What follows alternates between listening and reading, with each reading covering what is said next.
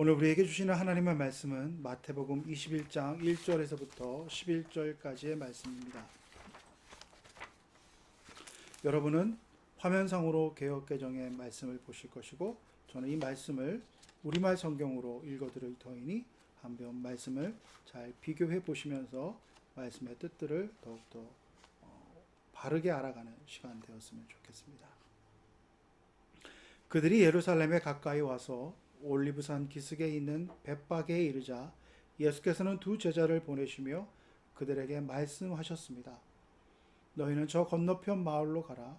거기에 가면 나귀 한 마리가 새끼 나귀와 함께 묶여 있을 것이다. 그 나귀들을 풀어서 내게로 끌고 와라. 만일 누가 너희에게 무슨 말을 하거든 주께서 필요로 하신다고 말하라. 그리하면 나귀들을 곧 내어줄 것이다. 이는 예언자를 통해 하신 말씀을 이루시려는 것이었습니다. 시온의 딸에게 말하라. 보라, 너희 왕이 너희에게 오신다. 그분은 겸손하셔서 나귀를 타셨으니 어린 나귀 곧 멍에 매는 짐승의 새끼다. 제자들은 가서 예수께서 시키신 대로 했습니다. 그들은 나귀와 새끼 나귀를 끌고 와서 그 등 위에 자기들의 겉옷을 얹었습니다. 그러자 예수께서 그 위에 앉으셨습니다. 큰 무리가 겉옷을 벗어 길에 폈고 어떤 사람들은 나뭇가지를 꺾어서 길에 깔기도 했습니다. 앞서가는 무리들과 뒤따라가는 무리들이 외쳤습니다. 다윗의 자손께 호산나, 주의 이름으로 오시는 분께 복이 있도다. 지극히 높으신 곳에서 호산나. 예수께서 예루살렘에 들어가시자 온 성이 떠들썩해졌습니다. 사람들이 물었습니다. 이 사람이 누구요? 무리가 대답했습니다. 이분은 갈릴리 나사렛에서 오신 예언자 예수라오. 매 절기를 맞이할 때마다 절기 설교를 하는 것이 사실 목회자로서 그렇게 만만한 일은 아닙니다.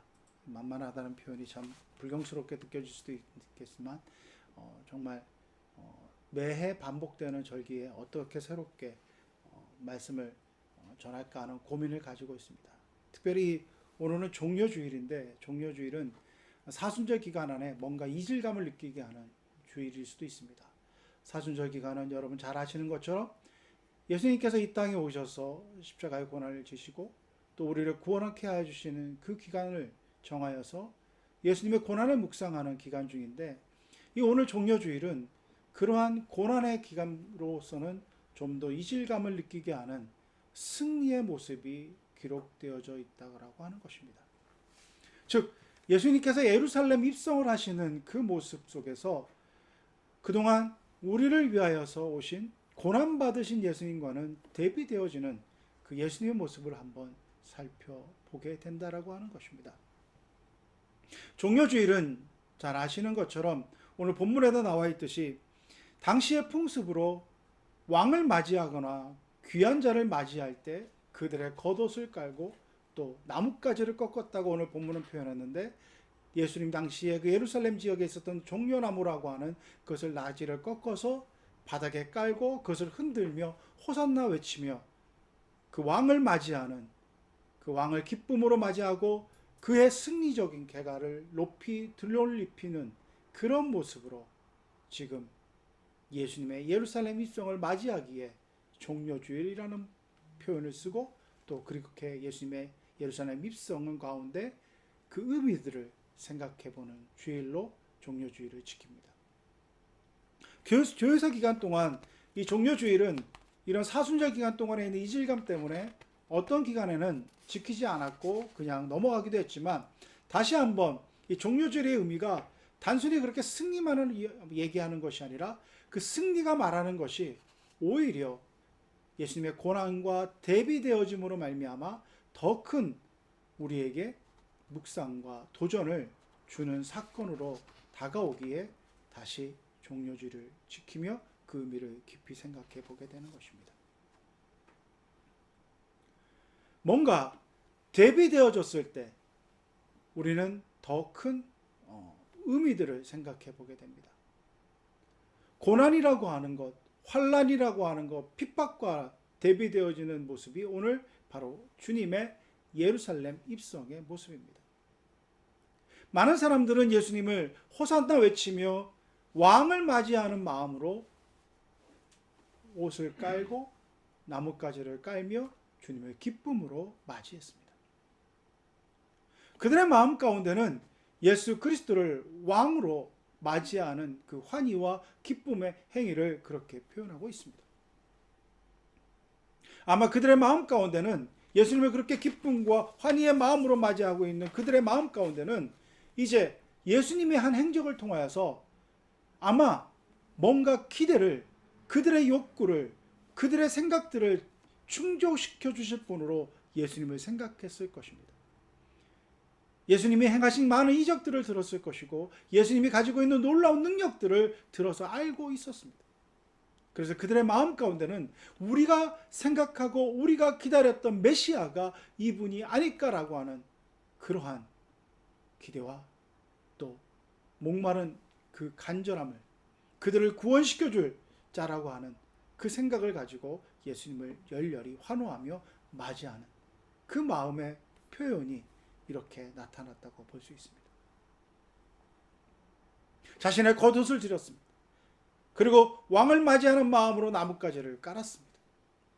모든 것을 바쳐서 함께 높여드리며 그의 오심을 환영했던 것은 달리 보면 나의 욕구와 내가 가지고 있는 것들을 이분을 통하여서 얻고자 하는 인간적 욕망의 모습이 투영되어져 있는 또 다른 모습일 수도 있다라고 하는 것입니다. 예수 그리스도를 통하여서 예수님께서 하신 말씀과 그분의 뜻과 그분이 하신 그 행적을 따르는 것이 아니라 그분이 가지고 있는 힘, 그분이 가지고 있는 능력, 그분이 가지고 있는 이적들이 가지고 있는 놀라운 것을 가지고 뭔가 세상을 변화시키고 뭔가 내가 원하는 것을 그분의 능력을 통하여서 얻고자 하는 그 마음이 그들의 마음 가운데 있었다고 한다면 그들은 자연스럽게 예수님을 왕으로 추대하고 메시아로 모시고자 하는 그 마음이 그들에게는 당연한 것이었을 것입니다. 그래서 옷을 벗어 바닥에 깔고 나뭇가지를 깔고 또 호산나 흔들며 나뭇가지를 흔들며 호산나 외치며 예수님의 예루살렘 입성을 맞이했다고도 볼 수 있습니다. 이러한 당시 예루살렘의 백성들의 모습은 그들만의 모습이 아닐 것입니다. 저와 여러분도 마찬가지일 것입니다. 예수님께 기대하는 것, 예수님을 통하여서 내가 얻고자 하는 것을 예수님의 능력을 통하여서 그분이 이루실 수 있다고 한다면 나는 충분히 기꺼이 그분을 왕으로 모실 것입니다. 내가 얻고자 하는 자리, 내가 이루고자 하는 목표, 내가 누리고자 하는 것들을 예수님의 능력으로 행해서 얻고자, 이루고자, 누리고자 하는 것을 약속해 주시고 그것을 해 주시겠다고 하는 그 왕으로 주님을 우리가 모시고 따르고 그렇게 했음으로 말미암아 예수님이 우리에게 해주신 일들을 이뤄감으로 우리가 원하는 것들을 이룬다고 한다면 우리는 충분히 기꺼이 기쁨으로 주님을 왕으로 모실 것입니다. 그래서 많은 이들이 예수 그리스도를 나의 왕이라고 고백하며 나의 주님이라고 고백하지만 그들의 마음 가운데는, 저와 여러분의 마음 가운데는 예수님을 통하여서 내가 얻고자 하는 것들, 내가 이루고자 하는 것들, 그것을 이루는 그 도구로 예수님을 생각했다고 한다면 그것이 과연 주님이 이 땅에 오신 모습인가? 그것을 심각하게 우리는 물어야 된다고 하는 것입니다. 우리의 그 생각과 우리의 그 욕망과 야망과는 대비되는 모습을 주님은 보여주셨습니다. 바로 낙이 타고 오신 예수님이라고 하는 것입니다. 우리가 생각했던 그러한 능력의 예수님, 능력의 왕으로, 능력의 메시아로 오셨으면 예수님은 나귀를 타지 않으셔야 됐을 것입니다. 당당하게 말을 타시고 개성장군처럼 그렇게 당당하게 들어오셔야 됐을 것입니다. 그러나 우리 예수님은 나귀를 타셨습니다. 당시의 나귀는 이동수단으로도 이용되었을 뿐만 아니라 짐을 나르는 수단이었고 일상적인 삶 속에서 그들과 함께하는 친근한 존재였습니다. 뭔가 권위를 내세우고 그 사람의 지위를 내세우는 그런 존재가 아니라 그들과 함께하며 그들의 일상을 묵묵히 도와줬던 그러한 소중한 동물이었습니다. 그들에게 위압적이지 않았습니다. 일상을 함께 해야 되는 그러한 가축이었고 그들에게 도움을 주는 그러한 생명체였습니다. 주님은 그 나귀를 타고 오셨다고 하는 것입니다.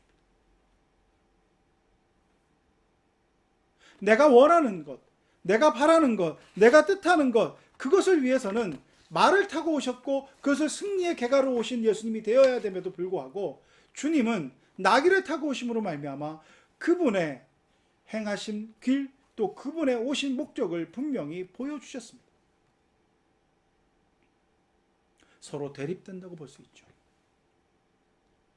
상반되는 그런 가치의 갈등으로도 볼 수 있습니다.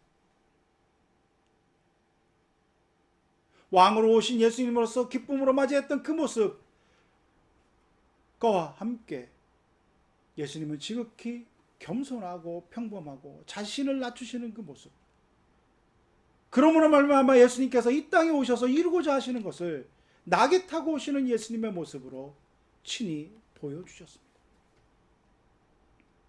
그 위에 이루어지는 일들은 바로 우리의 생각과 우리의 뜻과는 전혀 다른 일들이 이루어지는 것을 우리는 잘 알고 있습니다.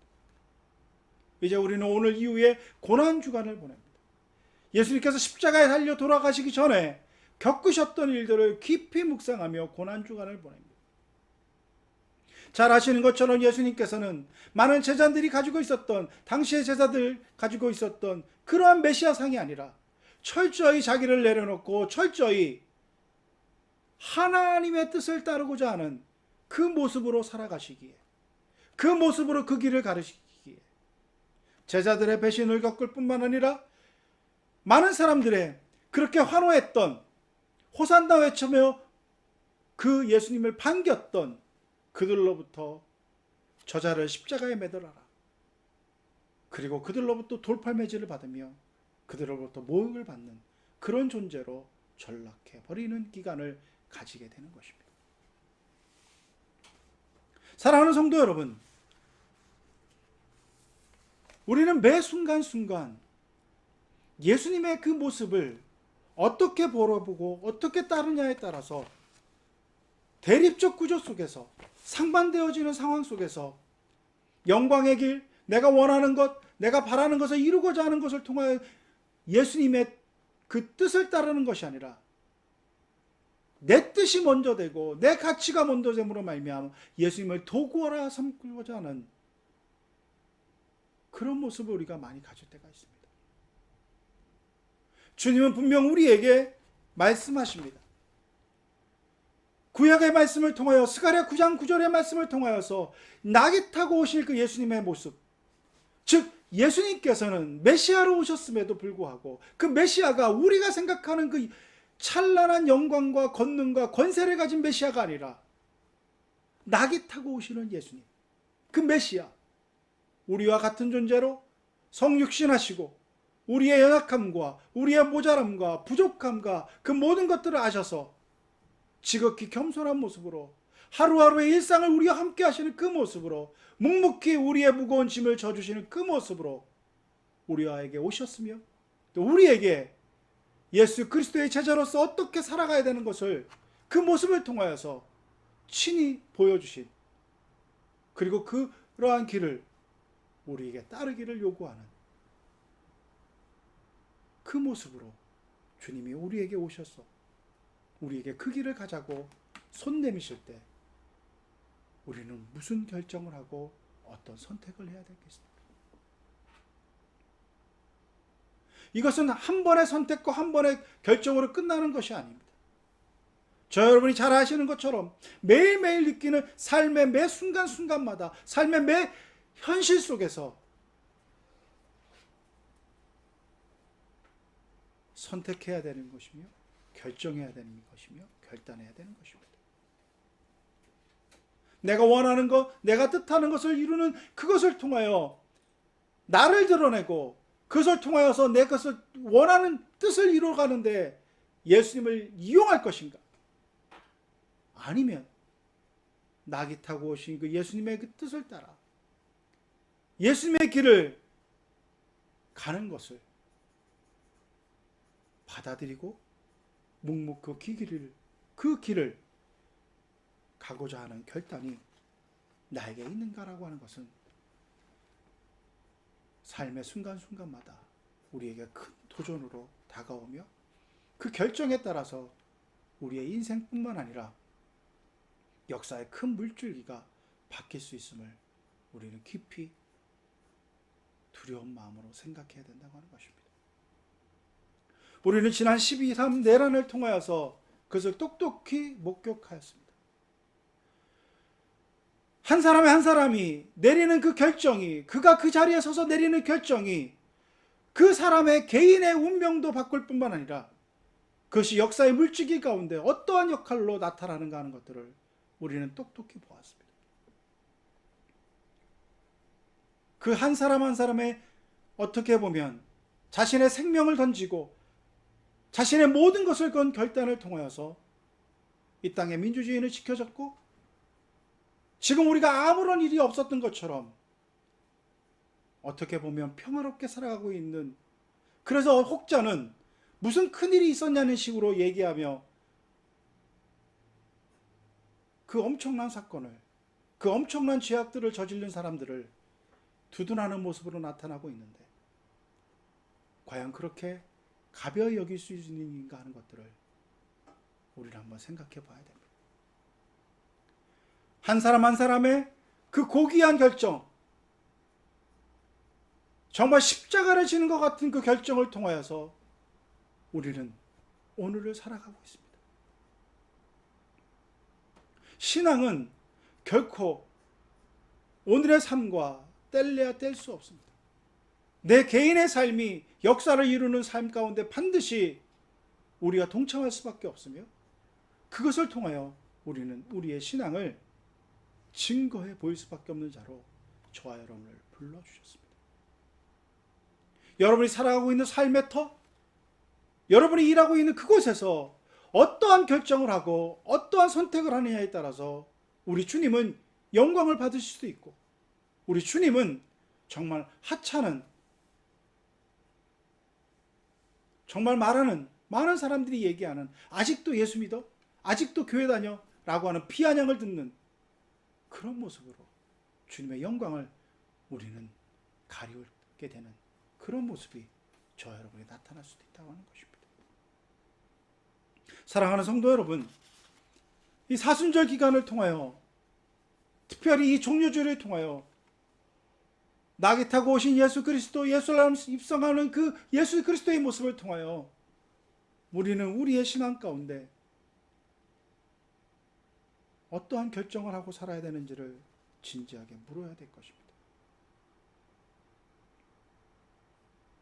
저는 이 말씀을 준비하면서 뜻하지 않게, 정말 뜻하지 않게 제가 이제 봄을 맞이하고 또 말씀을 준비하는 가운데서 책상을 정리하고 하는 가운데서 아주 뜻하지 않게 DVD 하나를 발견했습니다. 서랍 속에 이렇게 끼워져 있었던 DVD인데 그 앞에 표지가 이렇게 써 있었습니다. 야곱 신부의 편지. 제가 궁금해서 그 DVD를 들어봤는데 2009년에 개봉한 핀란드 영화였습니다. 저도 야곱 신부의 편지라고 하는 제목만으로서는 그 내용이 기억되지 않아서 그 DVD를 돌려보게 됐는데 보는 순간 제가 왜 이것을 따로 이렇게 DVD로 만들어서 준비했는가 하는 것들을 바로 떠올리게 됐습니다. 제가 그 영화를 아주 감명 깊게 보았고 또 제가 하는 어떤 성경 공부 프로그램에 그 영화를 소재로 사용하고자 하는 그런 생각에서 특별히 DVD로 이렇게 구워놨던 것이 기억이 났습니다. 2009년에 개봉된 이 핀란드 영화는 레일라라고 하는 무기수 여인의 그런 사연으로부터 시작됩니다. 이 여인은 사람을 죽여서 종신형을 구형받았지만 사면을 받게 됩니다. 그리고 사면을 받게 되는데 이 여인의 삶이라고 하는 것은 철저히 자기 스스로가 타인을 거부하고 세상과 격리되는 것을 자기 스스로 그렇게 온몸으로 나타내며 살아가는 그런 여인이었습니다. 그런데 사면이 된 이후에 야곱이라고 하는 신부가 그를 고용하여서 뭔가 삶의 자리를 이어가게끔 하는 것을 해주게 되었는데, 야곱 신부가 이 레일라라고 하는 그 무기수 여인을 그렇게 특별히 요청했던 것은 뭐냐면, 그가 앞이 안 보이고 누군가 그를 도와줘서 글을 써줘야 되는 사정이 있어서 레일라를 특별히 그의 사면 이후에 그를 돕고자 하는 것으로 그렇게 해서 도움을 청하는 편지를 교도소에 보내고, 그렇게 해서 레일라가 그 야곱 신부를 만나게 됩니다. 야곱 신부는 노년의 신부이며 건강도 좋지 않고 앞이 보이지도 않고 이제 뭔가 자신의 쓸모라고 하는 것은 아무런 가치가 없다고 느껴지는데, 유일하게는 그에게 오는 편지를 통하여서 그 편지에 답장하고 그것을 통하여서 그들을 위로하고 그들을 격려하는 것이 자신의 남은 삶의 의미로 생각하며 살아가고 있습니다. 그래서 레일라는 처음에 그 편지들을 읽어주면서 내가 이것을 왜 해야 되나, 그리고 점점 뭔가 그것이 무의미하게 생각되어서 그렇게 오는 편지들을 우물 안에 버리기도 하고 그것을 거부하는 그런 모습을 보입니다. 근데 점점 섬지가 끊어지고 하는 가운데서 이 야곱 신부의 마음 가운데는 이제 내가 삶을 살아가는 의미가 없다라고 하는 것을 생각하게 되고, 거기서 크게 절망하는 모습을 보이게 됩니다. 처음에는 레일라라고 하는 무기수가 그 모습을 보면서 별반 반응이 없다가 그 모습이 안타까워서 오지 않는 편지 속에서 자신의 사연들을 얘기하게 됩니다. 내가 왜 사형수가 되었는가, 내가 왜 사람을 죽였는가, 그 사연들을 얘기합니다. 어렸을 때부터 부모님으로부터 어머니로부터 핍박을 받았게 되었는데 그 핍박받는 가운데서 자기를 지극히 부모보다도 더 사랑하는 마음으로 나를 돌봐줬던 언니가, 그 어머니부터 폭력에서부터 자기를 보여줬던 언니가 이제 결혼을 하고 살아가는데, 그 언니가 그 형부로부터 구타당하고 핍박받는 모습 속에서 격분한 나머지 그 형부를 죽인 사연을 얘기합니다. 그러면서 점점 자기의 마음을 열게 되고, 그런 가운데서 삶의 의미들을 되살아가는 그런 내용들을 잔잔하게 이어가는 그런 영화였습니다. 제가 왜 오늘 사순절 기간을 말씀을 드리며 이 사순절 기간의 종료주의를 말씀드리는 가운데 뭔가 십자가의 길을 가는 것을 생각하면서 이 영화를 다시 떠올리게 되고 말씀드리는 이유가 있습니다. 우리는 많은 것들을 화려하게 하기를 원하고 많은 것들을 크게 이루고자 하는 욕심과 욕구가 모두에게 있습니다. 그런데 우리 내면의 눈을 바르게 뜨고 내면의 삶을 돌이켜보면 작은 것들, 어떻게 보면 지극히 보잘것없는 것 속에서 내가 무슨 어떻게 행동을 하고 그것을 어떻게 받아들이냐에 따라서 우리 인생은 근본적으로 변할 수 있다고 하는 것입니다. 레일라는 눈은 떠 있었지만 그의 마음의 눈은 갇혀 있었습니다. 그의 마음은 닫혀 있었고 그의 마음은 분노와 그러한 어떤 자신의 죄책감과 이런 것으로 마음의 문은 닫혀 있었고 세상과 등지며 모든 것을 단절하며 살아오는 그런 모습이었습니다. 야곱 신부는 비록 눈은 멀었지만 그의 마음은 늘 따뜻하게 열려 있었고 그의 마음의 눈은 늘 세상과 교통하는 사이였습니다. 여러분, 여러분의 마음의 눈 무엇에 열려 있으십니까? 저 여러분의 마음 가운데 있는 것들이 점점 세상의 것들로만 향하게 된다면 우리는 눈은 멀쩡하게 보이고 판단할 수 있는 모든 것들을 본다고 하지만 실상은 그 눈은 멀어 있는 것과 같습니다. 우리의 마음의 눈을 열어 예수 그리스도가 하신 그 길, 주님이 말씀하신 그것을 우리가 받아들이며 그것에 대해서 우리가 응답해야지만이 하나님의 뜻을 우리는 온전히 이 땅 가운데 이루며 살아갈 수 있는 자로 우리가 우리의 사명을 감당할 수 있다라고 하는 것입니다. 세상은 점점 어떻게 우리가 신앙을 지킬까? 우리가 믿음의 사람으로 어떻게 살아야 할까 하는 것을 정말 두려운 마음으로 묻지 않을 수 없는 환경으로 바뀌게 됩니다. 급변하는 시대를 살아가고 있습니다. 인공지능으로 대변되어지는 그 문명사적인 변화 속에서 사람의 가치와 사람의 존엄이라고 하는 것이 기계의 판단에 의해서 처참히 무너져가는 현실을 우리는 이번 이란과 이스라엘과 미국의 그 전쟁 형태를 통해서 보게 됩니다. 저는 뉴스 화면을 통하여서 폭격되어지는 그 장면을 볼 때마다 섬찟함을 느낍니다. 무슨 비디오 게임을 하듯이 목표물을 타격하는 것을 아무 의미 없이 계속 보여주는, 아니죠. 아무 의미가 없는 것이 아니라 뭔가 전황의 승리를 자축하는 듯이 보여주는 그 화면을 볼 때마다 저는 너무나도 두렵습니다. 소위 말해서 정밀 타격이라고 하는 것을 통하여서 그 사람들을 그렇게 죽여나가는 그 모습, 그 기술과 그 능력을 통하여서 행해지는 그 모습들이 앞으로 우리들에게 닥쳐올 미래에 끔찍한, 소름 돋는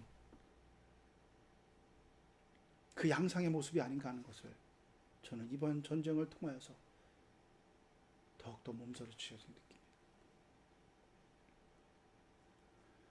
몇몇 지도자들에 의해서 선택되어지고 결정되어진 것을 통하여서 지금 얼마나 수많은 사람들이 고통당하고 있습니다. 소위 그들의 말하는 것들 속에서, 그들이 외치는 것들 속에서 그 겉외피가 복음을 얘기하고 기독교를 얘기하고 말씀을 얘기하는 자들에 의해서 선택되어지고 결정되어진 것들이라고 하는 것을 생각해보면 더욱더 끔찍합니다. 사랑하는 성도 여러분, 사순절 기간을 바르면서 특별히 이제 고난주간이 시작되면서 저 여러분은 주님의 그 삶과 주님의 가르침을 더욱더 진지하게 묵상해야 될 것입니다.